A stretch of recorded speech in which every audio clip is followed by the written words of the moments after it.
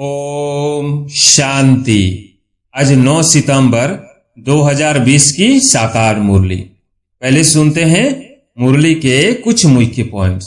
आज बाबा ने कहा, कभी पूछते हैं खान पान की तकलीफ होती है। अब यह तो समझ की बात है। बाबा ने कह दिया है, हर बात में योग बल से काम लो, याद की यात्रा से काम लो, और कहां भी जाओ तो मुख्य बात बाप को जरूर याद करना है और कोई भी आसुरी काम नहीं करना है। भगवान कहते हैं, मीठे बच्चे यह काम नहीं करना, फिर भी उल्टा काम कर देते हैं। उल्टे काम के लिए ही मना करेंगे ना। फिर बाबा ने कहा, अपना पुलिस आदि का काम भी करो, नहीं तो डिसमिस कर देंगे। अपना काम तो करना ही है। आंख दिखानी पड़ती है, जितना हो सके प्रेम से काम लो, नहीं तो युक्ति से आंख दिखाओ, हाथ नहीं चलाना। फिर आगे बाबा ने कहा, सिवाय योग बल के कोई भी कर्मेंद्रियों को बस नहीं कर सकते। योग बल की ही करामत है, तब तो नाम मशहूर है। बाहर से आते हैं यहाँ योग सीखने। अच्छा, अब मुरली सुनते हैं विस्तार से। मीठे बच्चे, हर बात में योग बल से काम लो। बाप से कुछ भी पूछने की बात नहीं है। तुम ईश्वरीय संतान हो, इसलिए कोई भी आसुरी काम न करो। आज का प्रश्न, तुम्हारे इस योग बल की करामत क्या है? उत्तर, यही योग बल है जिससे तुम्हारी सब कर्मेंद्रियां बस हो जाती हैं। योग बल के सिवाय तुम पावन बन नहीं सकते। योग बल से ही सारी सृष्टि पावन बनती है। इसलिए पावन बनने के लिए वह भोजन को शुद्ध बनाने के लिए याद की यात्रा में रहो, युक्ति से चलो, नम्रता से व्यवहार करो। ओम शांति।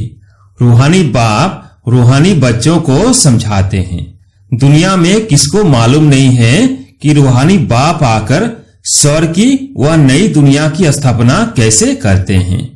कोई भी नहीं जानते हैं। तुम बाप से कोई भी प्रकार की मांगनी नहीं कर सकते हो। बाप सब कुछ समझाते हैं, कुछ भी पूछने की दरकार नहीं रहती। सब कुछ आप ही समझाते रहते हैं। बाप कहते हैं, मुझे कल्प कल्प इस भारत खंड में आकर क्या करना है सो मैं जानता हूं। तुम नहीं जानते, रोज रोज समझाते रहते हैं। कोई भले एक अक्षर भी न पूछे तो भी सब कुछ समझाते रहते हैं। कभी पूछते हैं खान पान की तकलीफ होती है। अब यह तो समझ की बात है। बाबा ने कह दिया है, हर बात में योग बल से काम लो, याद की यात्रा से काम लो, और कहां भी जाओ तो मुख्य बात बाप को जरूर याद करना है और कोई भी आसुरी काम नहीं करना है। हम ईश्वरीय संतान हैं, वो है सबका बाप। सबके लिए शिक्षा यह एक ही देंगे। बाप शिक्षा देते हैं। बच्चे, स्वर्ग का मालिक बनना है। राजाई में भी पोजीशन तो होती है ना। हर एक के पुरुषार्थ अनुसार मर्तबा होता है। पुरुषार्थ बच्चों को करना है और प्रारब्ध भी बच्चों को पानी है। पुरुषार्थ कराने के लिए बाप आते हैं।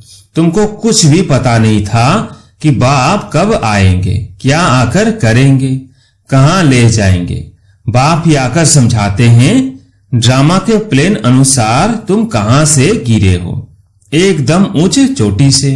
जरा भी बुद्धि में नहीं आता कि हम कौन हैं।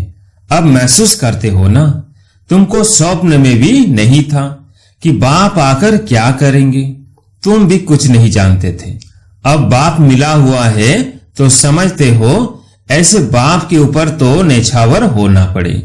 जैसे पतिव्रता स्त्री होती है तो पति पर कितना नेछावर जाती है।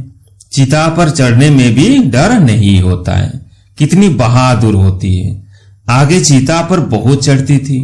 यहाँ बाबा तो ऐसी कोई तकलीफ नहीं देते हैं।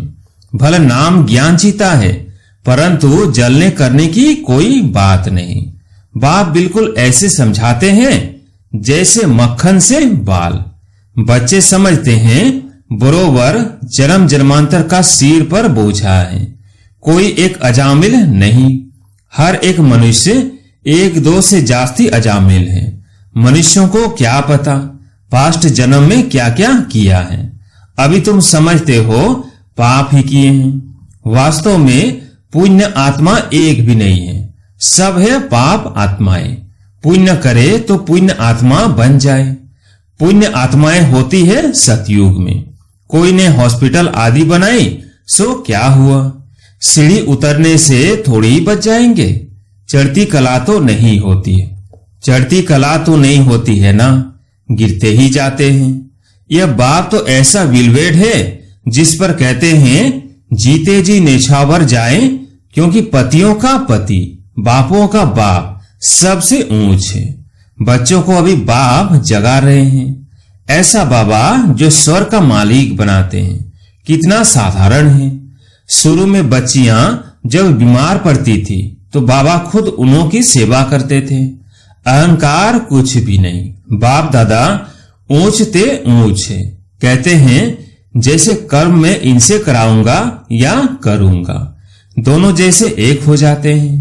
पता थोड़ी ही पड़ता है बाप क्या करते हैं, दादा क्या करते हैं। कर्म अकर्म विकर्म की गति बाप ही बैठकर समझाते हैं। बाप बहुत ऊंच है।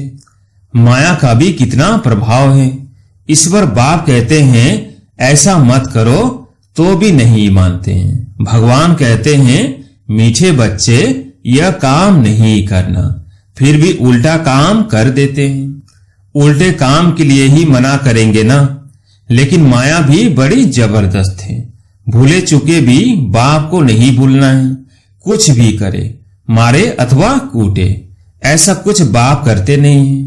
परंतु यह एक्सट्रीम में कहा जाता है। गीत भी है तुम्हारे दर को कभी नहीं छोड़ेंगे, चाहे कुछ भी कहो। बाहर में रखा ही क्या है। बुद्धि भी कहती है जाएंगे कहां। बाप बादशाही देते हैं फिर थोड़ी कभी मिलती है। ऐसे थोड़ी है दूसरे जन्म में कुछ मिल सकता है। नहीं, यह पारलौकिक बाप है जो बेहद सुख धाम का तुमको मालिक बनाते हैं। बच्चों को दैवी गुण भी धारण करने हैं, सो भी बाप राय देते हैं। अपना पुलिस आदि का काम भी करो, नहीं तो डिसमिस कर देंगे। अपना काम तो करना ही है। आंख दिखानी पड़ती है। जितना हो सके प्रेम से काम लो, नहीं तो युक्ति से आंख दिखाओ। हाथ नहीं चलाना है। बाबा के कितने ढेर बच्चे हैं। बाबा को भी बच्चों का होना अर्थात ख्याल रहता है ना। मूल बात है पवित्र रहना। जन्म जन्मांतर तुमने पुकारा है ना, हे पतित पावन आकर हमको पावन बनाओ। परंतु अर्थ कुछ भी नहीं समझते। बुलाते हैं तो जरूर पतित है, नहीं तो बुलाने की दरकार नहीं, पूजा की भी दरकार नहीं। बाप समझाते हैं तुम अबलाओं पर कितने अत्याचार होते हैं, सहन करना ही है।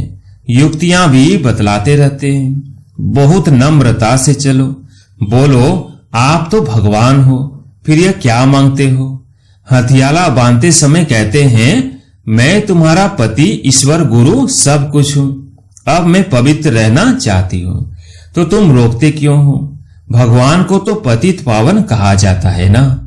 आप ही पावन बनाने वाले बन जाओ। ऐसे प्यार से नम्रता से बात करनी चाहिए। क्रोध करे तो फूलों की वर्षा करो। मारते हैं फिर अफसोस भी करते हैं। जैसे शराब पीते हैं तो बड़ा नशा चढ़ जाता है, अपने को बादशाह समझते हैं। तो यह विष भी ऐसी चीज है, बात मत पूछो। पछताते भी हैं, परंतु आदत पड़ी है तो टूटती नहीं है। एक दो बार विकार में गया, बस नशा चढ़ा, फिर गिरते रहेंगे। जैसे नशे की चीजें खुशी में लाती है, विकार भी ऐसे हैं। यहाँ फिर बड़ी मेहनत है। सिवाय योग बल के कोई भी कर्मेंद्रियों को बस नहीं कर सकते। योग बल की ही करामत है, तब तो नाम मशहूर है। बाहर से आते हैं यहाँ योग सीखने, शांति में बैठे रहेंगे, घर बार से दूर हो जाते हैं। वह तो है आधा कल्प के लिए आर्टिफिशियल शांति। किसको सच्ची शांति का मालूम ही नहीं। बाप कहते हैं बच्चे तुम्हारा स्वधर्म ही है शांत। इस शरीर से तुम कर्म करते हो। जब तक शरीर धारण न करे तब तक आत्मा शांत रहती है, फिर कहां न कहां जाकर प्रवेश करती है, या तो फिर कोई कोई सूक्ष्म शरीर से धक्के खाती रहती है। वो छाया के शरीर होते हैं, कोई दुख देने वाले होते हैं, कोई अच्छे होते हैं। यहाँ भी कोई भले मनुष्य होते हैं जो किसको दुख नहीं देते हैं, कोई तो बहुत दुख देते हैं। कोई जैसे साधु महात्मा होते हैं।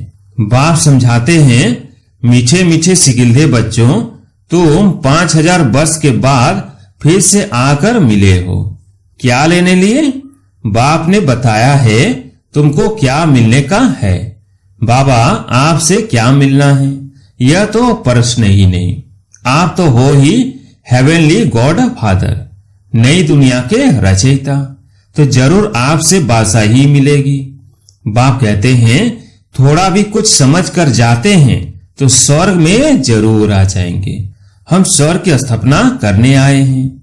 बड़े से बड़ा आसामी है भगवान और प्रजापिता ब्रह्मा।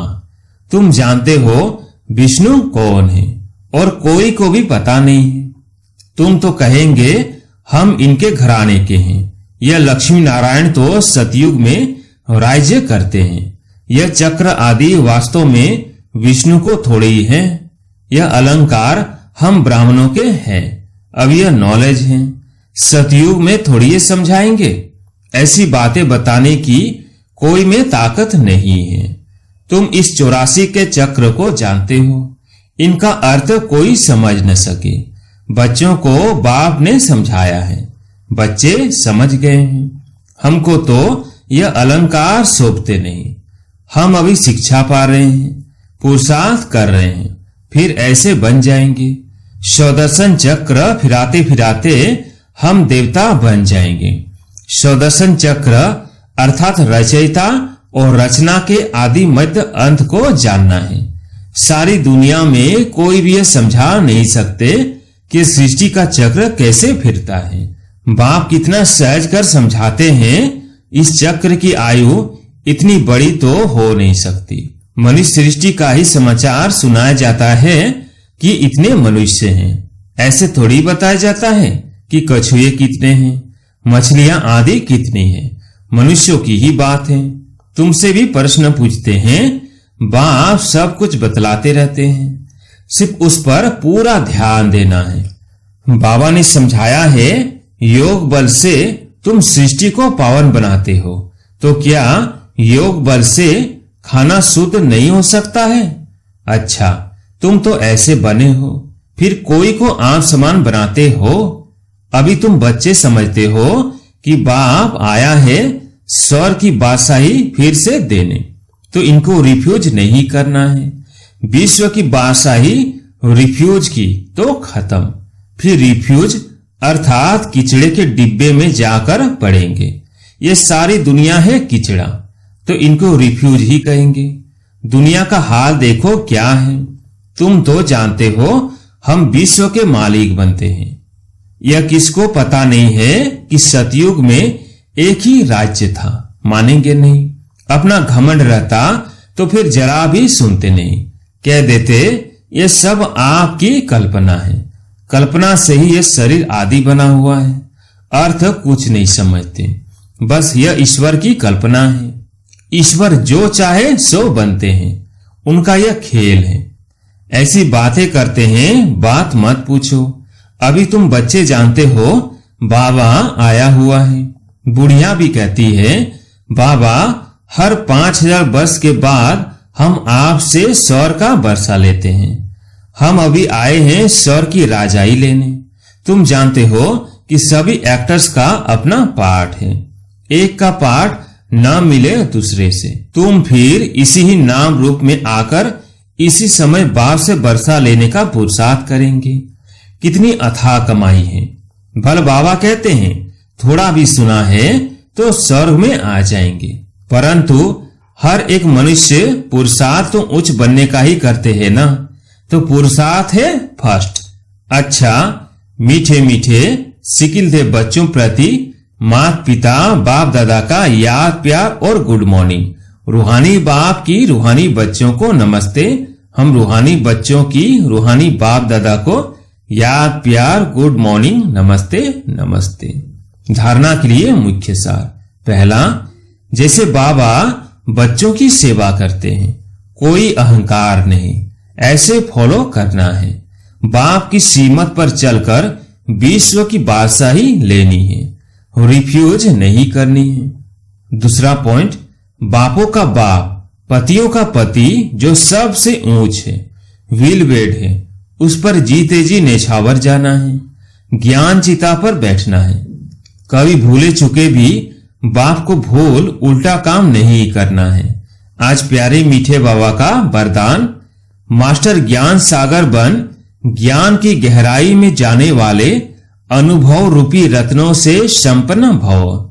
मास्टर ज्ञान सागर बन ज्ञान की गहराई में जाने वाले अनुभव रूपी रत्नों से संपन्न भव।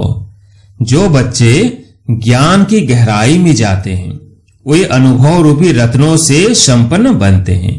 एक है ज्ञान सुनना और सुनाना, दूसरा है अनुभवी मूर्त बनना। अनुभवी सदा अविनाशी और निर्विघ्न रहते हैं, उन्हें कोई भी हिला नहीं सकता। अनुभवी के आगे माया की कोई भी कोशिश सफल नहीं होती। अनुभवी कभी धोखा नहीं खा सकते, इसलिए अनुभवों को बढ़ाते हुए हर गुण के अनुभवी मूर्त बनो। मनन शक्ति द्वारा शुद्ध संकल्पों का स्टॉक जमा करो। आज का स्लोगन, फरिश्ता वह है जो देह के सूक्ष्म अभिमान के संबंध से भी